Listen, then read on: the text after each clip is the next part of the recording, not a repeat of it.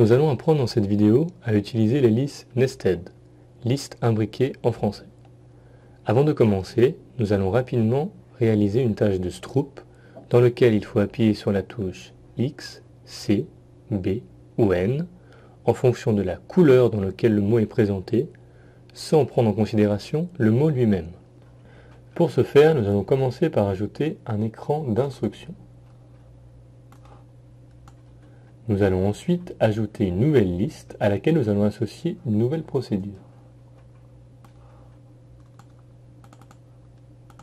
Dans l'exemple, nous allons renommer cette procédure pros1.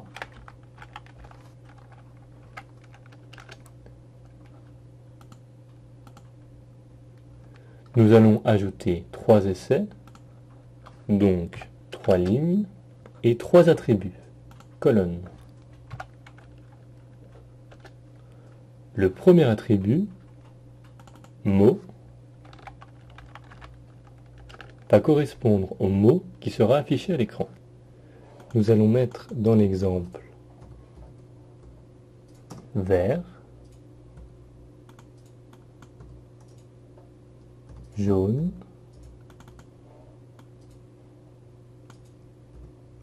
rouge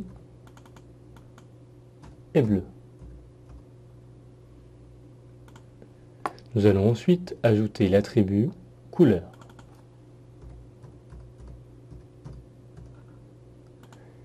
Cet attribut représente la couleur dans laquelle le mot sera affiché. Il est important d'écrire ici le nom des couleurs en anglais pour qu'elles soient reconnues par le logiciel. Nous allons mettre green, yellow,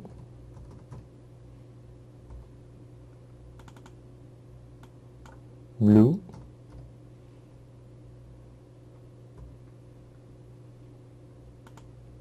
et red. Enfin, afin de savoir si le sujet a bien répondu, nous allons ajouter un attribut que nous allons nommer repco pour réponse correcte.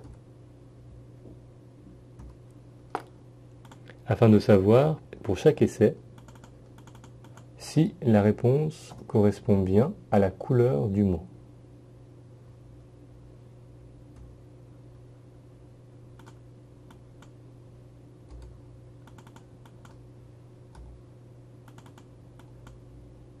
Dans cet exemple, où chaque couleur est associée à une touche, nous avons donc les 2 premiers essais sans interférence et les 2 derniers essais avec une interférence, car la couleur du mot ne correspond pas au mot écrit.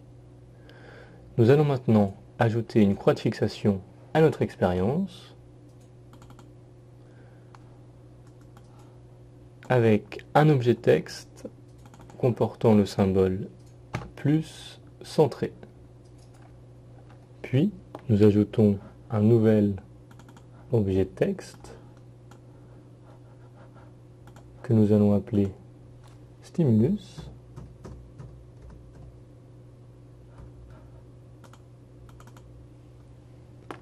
Où nous allons présenter notre attribut mot,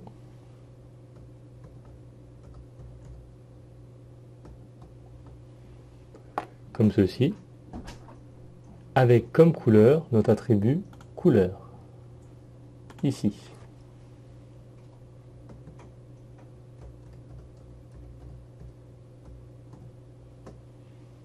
Nous allons ensuite configurer cet écran pour que la réponse du sujet soit enregistrée.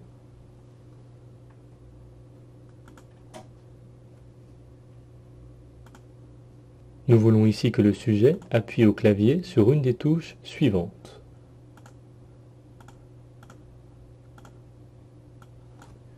X, C, V ou B. Enfin, nous allons mettre les réponses correctes. Pour ce faire, nous mettons l'attribut de notre liste repco.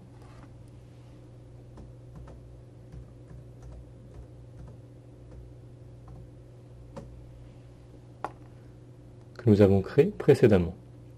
Enfin, nous allons mettre un écran blanc de 1 seconde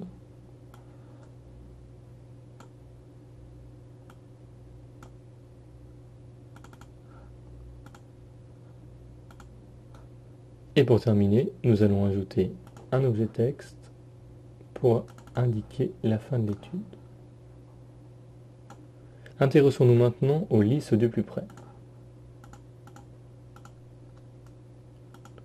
Lorsqu'on met des caractéristiques aux stimuli, autrement dit des attributs, dans une même liste, ceux-ci sont toujours liés car chaque ligne est solidaire. Cela signifie que même si notre liste est présentée de manière aléatoire, l'issue de l'expérience est prédictible, car les deux éléments que nous avons créés sont associés. Autrement dit, dans l'exemple, le mot vert apparaîtra forcément en vert. Rappelez-vous qu'une ligne est égale à un essai. Et le mot jaune apparaîtra forcément en jaune, et ainsi de suite. Pour changer ce fonctionnement, il faut utiliser la fonction nested. Dans l'exemple, nous allons donc créer une liste imbriquée à notre première liste qui va contenir l'attribut couleur. Nous allons appeler cette liste liste couleur.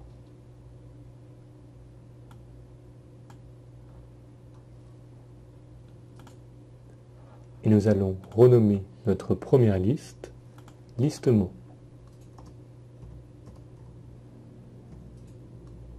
Nous allons donc déplacer la colonne couleur et la colonne repco dans la deuxième liste, car la réponse correcte est associée à la couleur.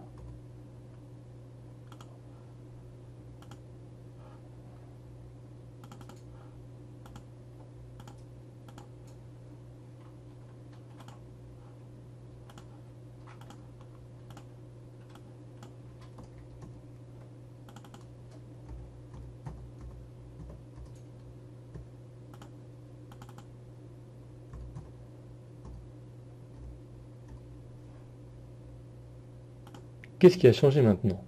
Si nous mettons nos deux listes dans un mode de présentation aléatoire,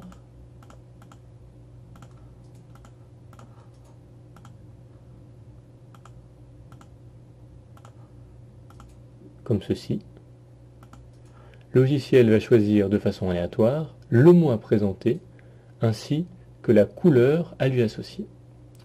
Voilà, nous avons maintenant une tâche de Stroop avec 4 essais en utilisant une liste emboîtée. Merci pour votre attention.